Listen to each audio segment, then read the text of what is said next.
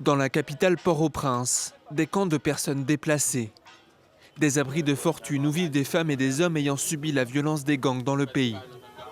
À 29 ans, cette mère de 4 enfants y a trouvé refuge.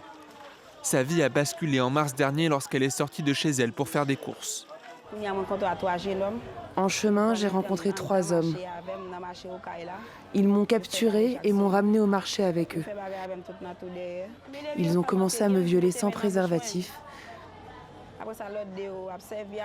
L'un d'eux a mis sa main dans ma bouche. Les autres se sont relayés. Comme elle, des milliers de personnes subissent des viols ou agressions sexuelles dans le pays.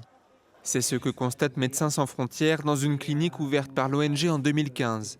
Depuis 2022, les cas de violences sexuelles et sexistes ont triplé. C'est une réalité quotidienne pour plusieurs femmes et filles qui habitent dans une ville qui est plongée dans une crise humanitaire majeure. À cela s'ajoute un problème d'accès aux soins suite aux violences. Depuis 2022, près de 60% des patientes n'ont pas pu se protéger contre une grossesse non désirée dans les 5 jours suivant leur agression, alerte l'ONG, alors que l'avortement est illégal dans le pays. Selon l'Organisation internationale pour les migrations, plus de 1,4 million de personnes ont été déplacées en Haïti l'an dernier en raison de la violence endémique qui frappe le pays.